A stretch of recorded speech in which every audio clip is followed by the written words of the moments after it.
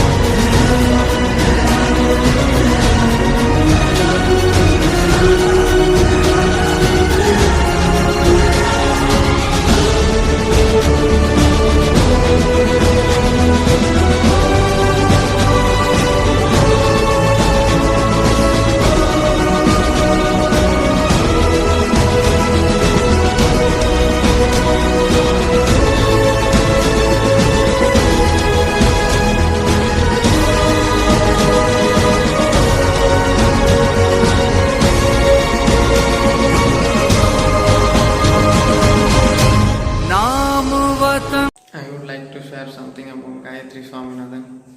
அவங்கள அப்படி கூப்பிடுறத விட காயத்ரி அக்கான்னு கூப்பிடுறது தான் எனக்கும் பிடிக்கும். அவங்களுமே அதை தான் விரும்புவாங்க. இவங்களை பற்றி சொல்ல போனாக்கா இவங்க ஒரு ரைட்டர், ஒரு சிங்கப்பெண், ஒரு ட்ராவலர். இந்த மாதிரி இவங்களை பற்றி சொல்லிக்கிட்டே போகலாம்.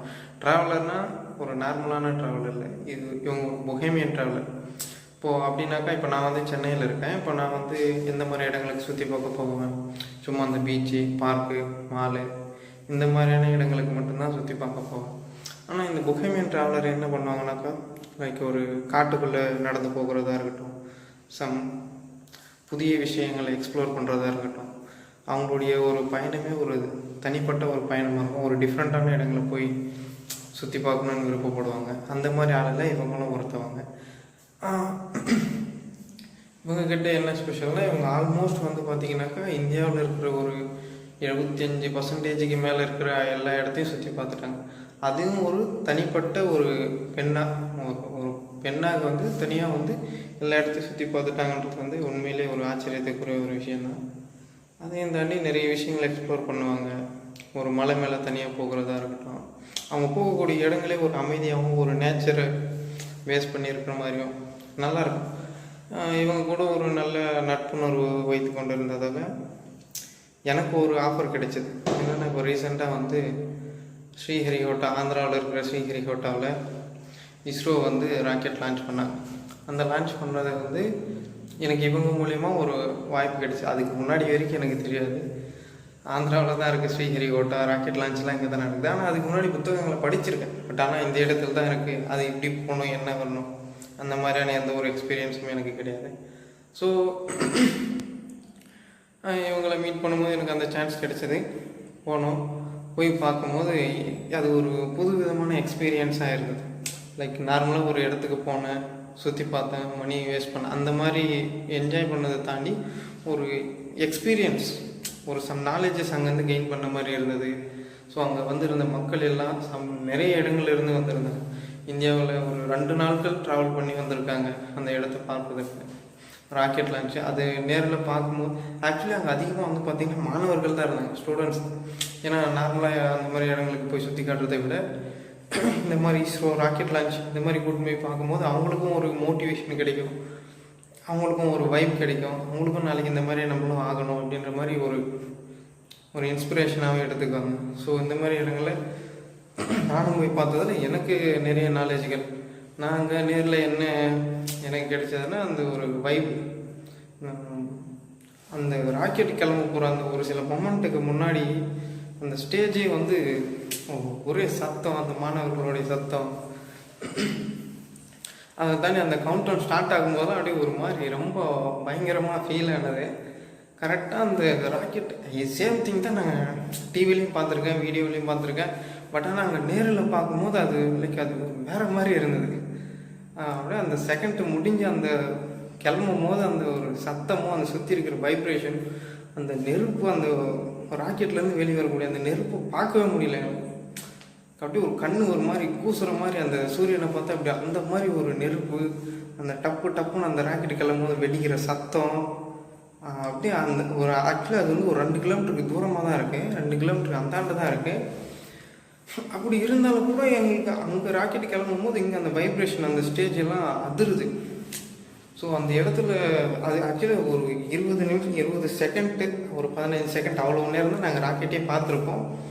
ஆனால் ரொம்ப ஒரு புதுசாக இருந்தது. நெக்ஸ்ட் டைம் இந்த மாதிரி இடத்துக்கு தான் போகணும் அப்படின்ற மாதிரியான ஒரு ஆசையை தோணுச்சு.